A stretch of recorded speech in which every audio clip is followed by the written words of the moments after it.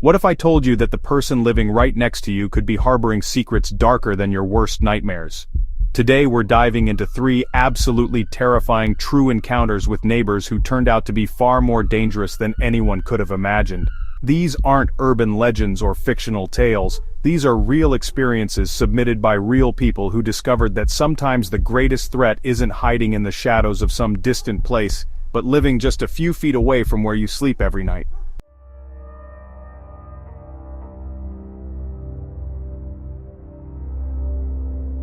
Before we begin, I want you to think about your own neighbors for a moment. Do you really know who they are? What they do behind closed doors when the lights go out?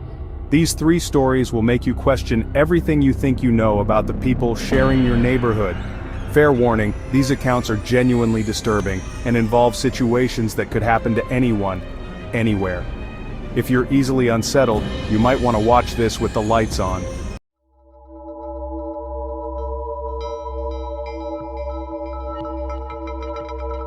Our first story comes from Sarah, a 26-year-old marketing coordinator who moved into what seemed like the perfect suburban neighborhood in Ohio back in 2019.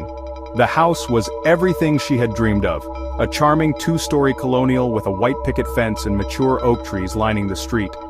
Her neighbors appeared friendly enough during the brief interactions she had while moving in. There was Mrs. Henderson, an elderly woman who brought over homemade cookies, and Mr. Patterson, who offered to help carry some of her heavier boxes.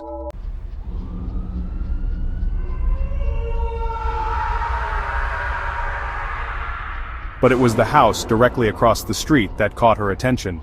A modest ranch-style home with drawn curtains and an overgrown yard. She rarely saw anyone coming or going from that property, and when she asked Mrs. Henderson about it, the older woman's expression changed dramatically. She simply said that David lived there and that Sarah should probably keep her distance. When Sarah pressed for more information, Mrs. Henderson quickly changed the subject and hurried back to her own house.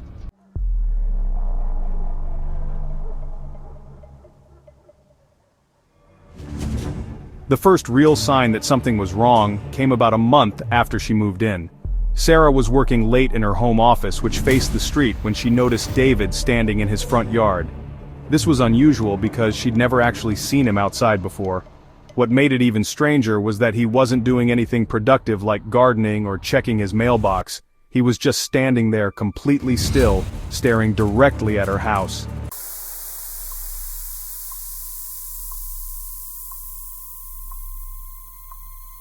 This pattern continued for several nights. David would emerge from his house sometime between 10 and 11 p.m. and position himself in his front yard, where he would stand perfectly still for anywhere from 30 minutes to over an hour. Sarah started closing her curtains earlier each evening, but she could still sense his presence out there. The feeling of being watched became so intense that she found herself checking the locks on her doors multiple times before bed.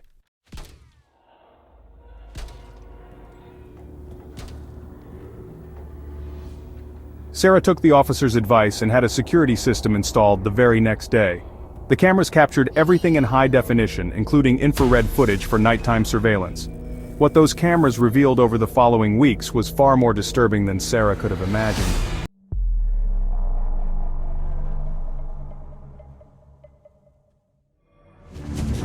But the most terrifying discovery came when Sarah reviewed footage from a night when she'd been out of town visiting her parents. David had approached her house around midnight, and instead of his usual watching routine, he'd actually attempted to break in. The cameras captured him working on her back door with what appeared to be lock-picking tools. He spent nearly 2 hours trying to gain entry and only gave up when a neighbor's dog started barking loudly. Armed with this evidence, Sarah returned to the police, who finally took action. When they arrested David at his house, they discovered a disturbing collection of items related to Sarah and several other women in the neighborhood. His basement contained detailed surveillance photos taken through windows, personal items stolen from mailboxes, and what appeared to be floor plans of various houses, including Sarah's.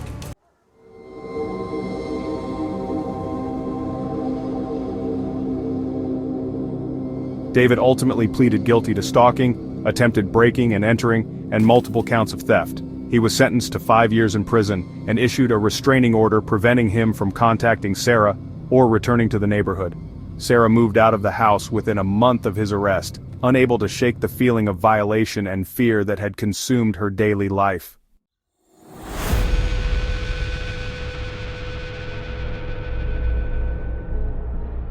Our second story takes us to a completely different setting, but involves behavior that's equally unsettling. Michael, a 31-year-old software engineer, was living in a downtown apartment complex in Portland, Oregon, when he encountered a neighbor whose obsession with control and surveillance created a living nightmare for everyone in the building.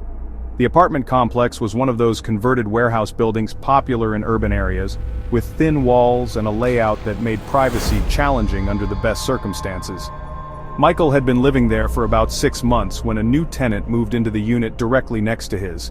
The man introduced himself as Robert and seemed friendly enough during their initial meeting in the hallway.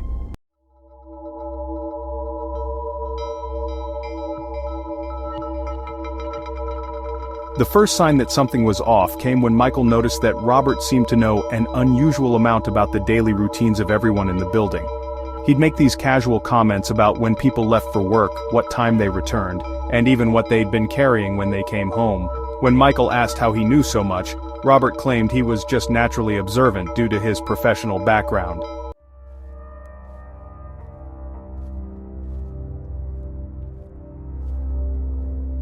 Michael began to suspect that Robert was somehow monitoring the other residents, but he just couldn't figure out how. The building had security cameras in common areas, but they were managed by the property management company, not individual tenants. It wasn't until Michael started paying closer attention to his own apartment that he discovered the horrifying truth.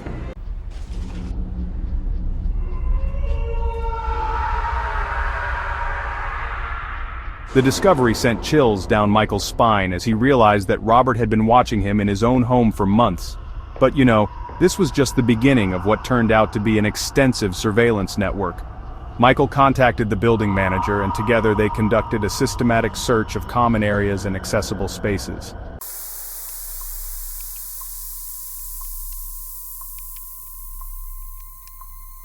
Robert was arrested and charged with multiple felonies including illegal surveillance breaking and entering and stalking. The evidence against him was overwhelming. Given the physical equipment found in his apartment and the documented footage he'd collected, he ultimately accepted a plea deal and was sentenced to 7 years in prison, followed by supervised probation.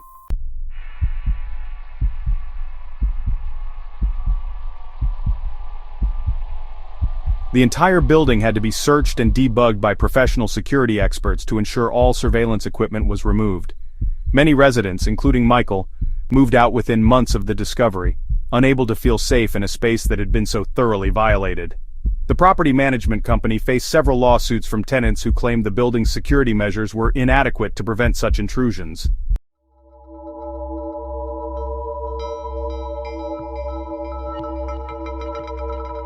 Our final story, perhaps the most disturbing of all, comes from Lisa, a 29-year-old nurse who experienced something that challenged everything she thought she knew about normal human behavior.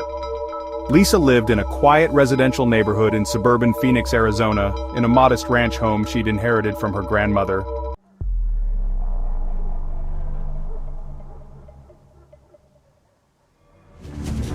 The first indication that something wasn't right came when Lisa noticed an unusual smell emanating from their property.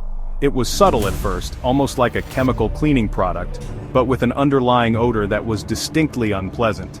Lisa assumed they were doing some kind of home renovation project and honestly didn't think much of it initially. But the smell persisted and actually seemed to be getting stronger over time. It was particularly noticeable during hot afternoons when the wind would carry the odor directly toward Lisa's house. She found herself closing windows and, avoiding her backyard because the smell was so offensive.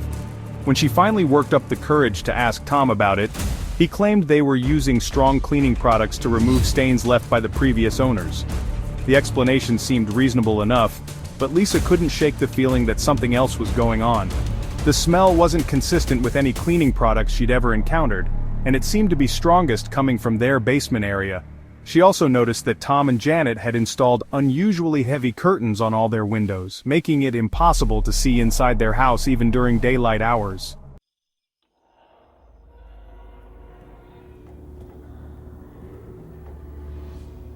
Things became genuinely frightening when Lisa started hearing sounds coming from next door during her daytime sleeping hours. At first, she attributed the noises to normal household activities, but they seemed to follow unusual patterns. There would be periods of complete silence followed by what sounded like heavy objects being moved around. Sometimes she'd hear what appeared to be muffled voices or even crying, though she could never be certain. The most disturbing discovery came when Lisa was doing yard work one weekend and accidentally kicked a ball over the fence into Tom and Janet's backyard. When she went to their front door to ask for permission to retrieve it, Janet answered but seemed extremely nervous and agitated.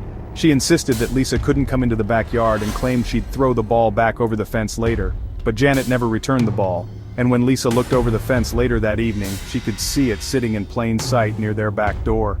What she also saw made her stomach turn. There appeared to be dark stains on the concrete patio and what looked like scratches or gouges in the ground near the basement entrance. The smell was overwhelming from that vantage point, and Lisa realized it was definitely not coming from cleaning products.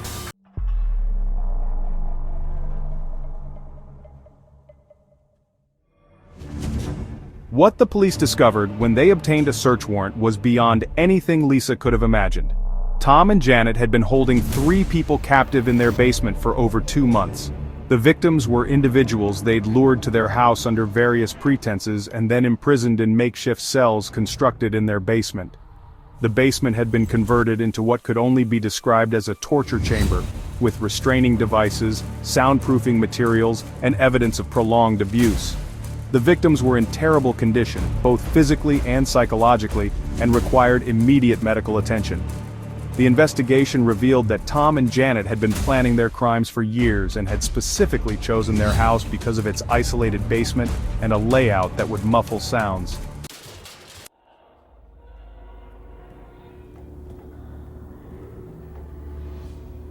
During questioning, Tom and Janet admitted to having committed similar crimes in other locations before moving to Phoenix. They'd developed an elaborate system for selecting victims, and had been planning to continue their activities indefinitely. The evidence suggested they'd been responsible for several missing person cases in other states, though the full extent of their crimes may never be known.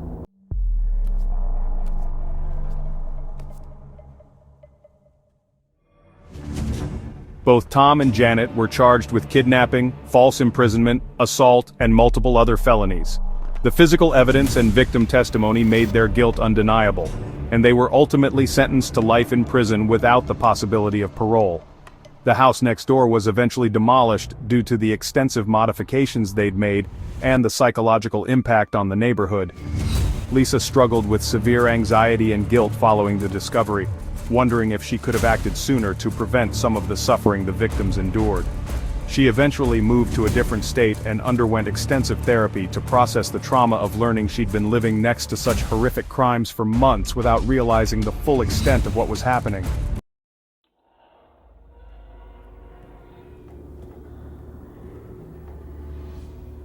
These 3 stories represent just a small sampling of the disturbing encounters people have had with neighbors who turned out to harbor dark secrets.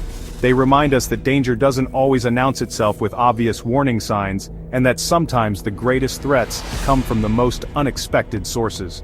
The common thread running through all these accounts is the gradual escalation of concerning behavior that initially seemed quirky or mildly annoying, but eventually revealed itself to be part of much more serious criminal activity. In each case, the victims trusted their instincts when something felt wrong, and ultimately took action that likely prevented even worse outcomes. What makes these stories particularly unsettling is how they highlight the vulnerability we all face in our daily lives.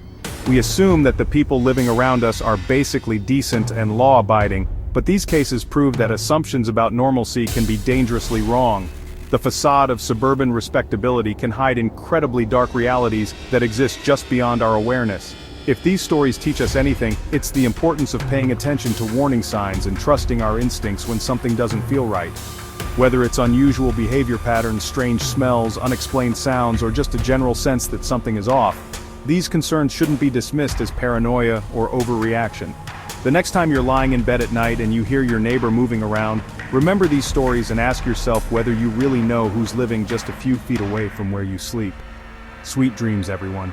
And remember, sometimes the most terrifying monsters are the ones hiding in plain sight, right next door.